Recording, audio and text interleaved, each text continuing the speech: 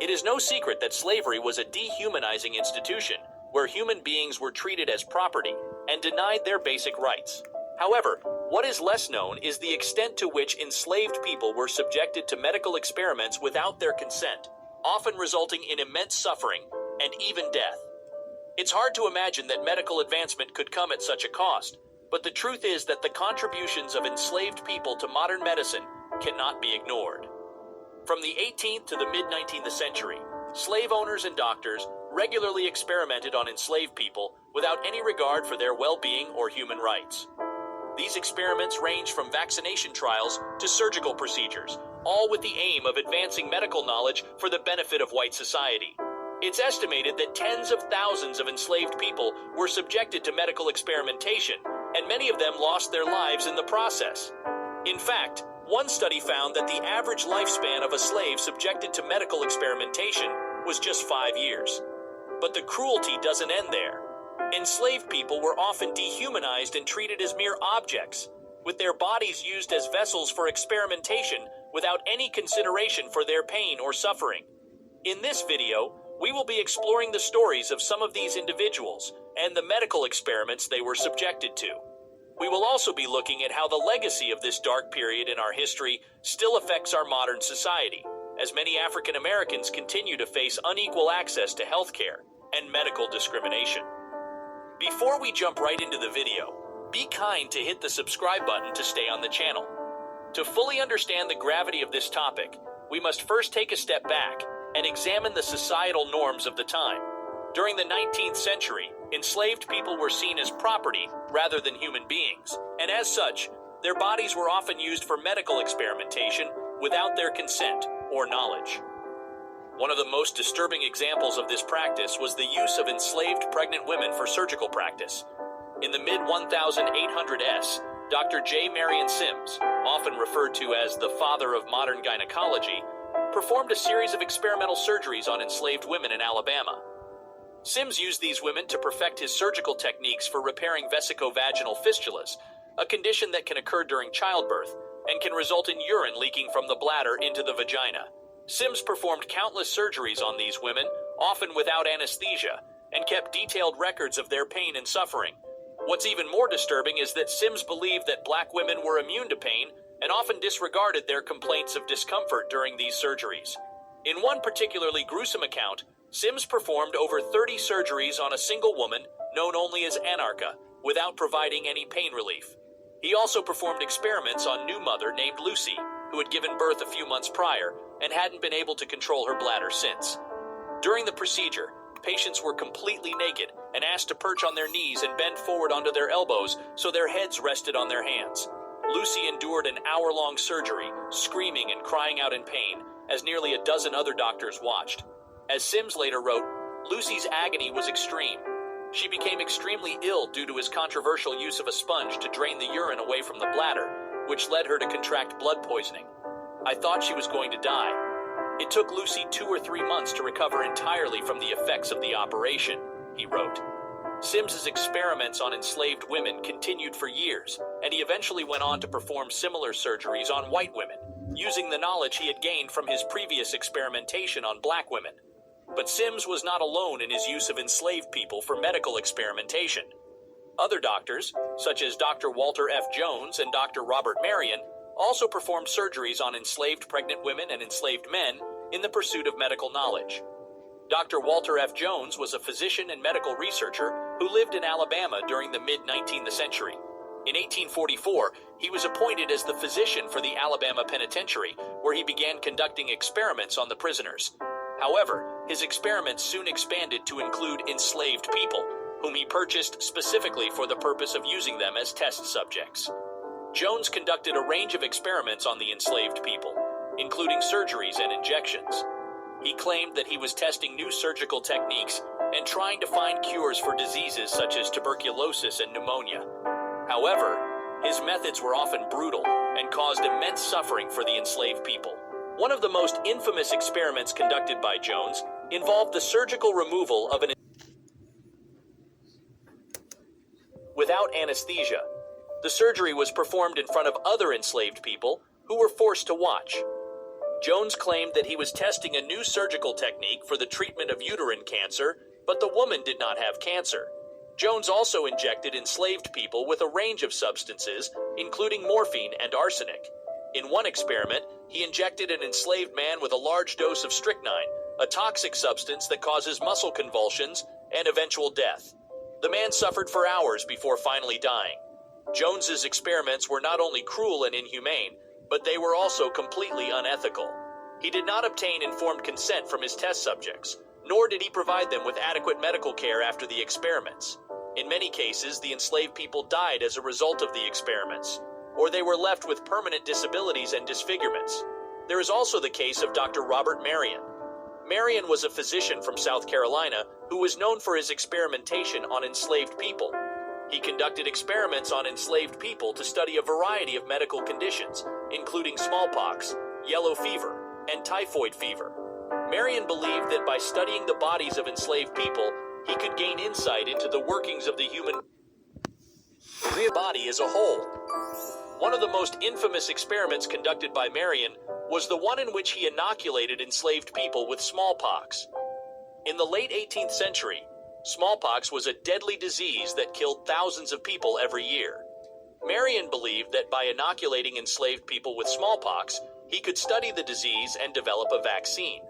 In 1796, Marion inoculated an enslaved man named Onesimus with smallpox. The experiment was successful, and Onesimus survived the disease.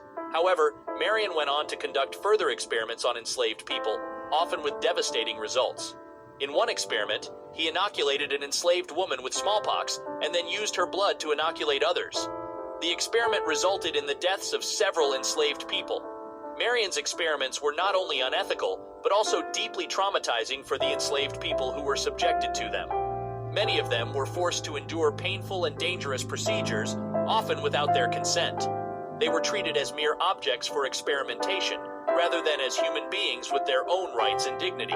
But Marion wasn't the only one fascinated with smallpox. Dr. John Quire, a physician from Virginia, would go on to purchase Onesimus with the hope of learning more about the process of inoculation. Quire was intrigued by Onesimus's immunity to smallpox and began performing a series of experiments on him. He inoculated Onesimus with smallpox virus, then observed and documented his symptoms. He also inoculated several other enslaved people in his care, as well as members of his own family. Another well-known figure in the history of medical experimentation on enslaved people is Dr. Samuel Cartwright. Cartwright was a physician and plantation owner in Louisiana during the mid-1800s. He is best known for his theories on drapetomania, a supposed mental illness that he claimed affected enslaved people who tried to escape from slavery. Cartwright believed that drapetomania was caused by a derangement of the mind and could be cured through various medical treatments, including amputations, whippings, and other forms of physical punishment. He also believed that the condition was hereditary and that enslaved people who exhibited symptoms of drapetomania should be prevented from having children. To support his theories, Cartwright conducted a series of experiments on enslaved people. He measured their skull sizes and shapes, studied their behavior, and conducted various medical treatments on those he deemed to be suffering from drapetomania. Cartwright also invented another disorder, dysesthesia ethiopica, a disease affecting both mind and body. In 1851, he published an article in the New Orleans Medical and Surgical Journal, where he described a supposed disorder that he observed in enslaved people called dysesthesia ethiopica. According to Cartwright, this disorder was characterized by a range of symptoms, including insensibility to pain, diminished understanding, and a propensity to steal. Cartwright believed that this disorder was caused by the physical and psychological differences between white people and black people. He argued that black people had thicker skin and less sensitive nervous systems, which made them less susceptible to pain. Additionally, he claimed that black people had a childlike mentality and were prone to stealing, which he believed was a result of their supposed natural predisposition to idleness and thievery. Cartwright's theory was widely accepted among his colleagues in the medical community and was used to justify the institution of slavery. According to Cartwright, the only way to cure dysesthesia ethiopica was to force the enslaved person to work harder, maintain strict discipline, and in some cases, resort to physical punishment. He believed that these measures would cure the disorder and make the enslaved person more productive and obedient. Cartwright's theories and experiments were widely criticized during his lifetime, and many people in the medical community viewed him as a quack. However, his ideas about drapetomania and the supposed inferiority of enslaved people continued to influence racist beliefs for many years. Today, we recognize Cartwright's theories as both unscientific and deeply problematic. They were used to justify the cruel treatment of enslaved people and to perpetuate the notion that they were somehow less than human. Unfortunately, the use of enslaved people as test subjects did not end with the abolition of slavery.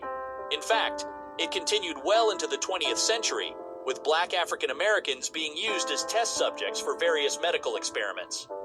One such experiment was the infamous Tuskegee syphilis study, which began in 1932 and lasted until 1972. The study was conducted by the U.S. Public Health Service and involved 600 Black African American men, 399 of whom had syphilis, and 201 who did not. The men were not told that they had syphilis and were not given treatment for the disease, even after penicillin became widely available in the 1940s. Instead, the researchers wanted to study the natural progression of the disease. As a result, many of the men suffered from blindness, heart disease, and other serious health problems, and many died as a result of the disease. Another example is the case of Henrietta Lacks, whose cancer cells were taken without her consent in 1951 and used for medical research without her family's knowledge or consent. Her cells, known as HeLa cells, have been used in countless medical experiments and have been instrumental in the development of treatments for various diseases. However, the Lacks family did not learn of the use of Henrietta's cells until more than 20 years later, and they have not received any compensation for the commercial use of her cells. It is important to note that these are not isolated incidents, but rather a pattern of systemic racism in the medical field. Black African Americans have historically been excluded from medical research and have been subjected to unethical medical experimentation without their consent. This has led to a lack of trust in the medical system among the Black African American community, which has had serious implications for public health. For many years, medical professionals, scientists, and researchers used enslaved individuals as test subjects, often without their consent or knowledge, to advance medical research and other experiments. From the infamous Tuskegee syphilis study to the use of enslaved women in gynecological experiments, these atrocities were carried out on a large scale and with little regard for the lives and well-being of the victims. In conclusion, it is important to question why the Western media has devoted so much of its resources and energy to painting the continent of Africa in a negative light. The fact is that Africa's mineral resources, strategic metals, and natural resources are significant factors in the wealth of many Western nations, including European nations, America, Japan, Canada, Australia, and New Zealand. The continual denigration of Africa and its people in the media is a function of white supremacy, plain and simple. This harmful practice must be recognized and addressed by those affected by it, whether in Africa or in the diaspora. It is important to work towards a more balanced and nuanced portrayal of Africa in the media, one that reflects its rich cultural and intellectual heritage, as well as its significant contributions to the world in fields such as mathematics, science, medicine, architecture, language, metaphysics, religion, and spirituality. By challenging negative stereotypes and promoting a more accurate and positive image of Africa, we can work towards a more just and equitable the Western media to recognize the harm that their negative portrayals of Africa have caused, and to take responsibility for their role in perpetuating harmful stereotypes.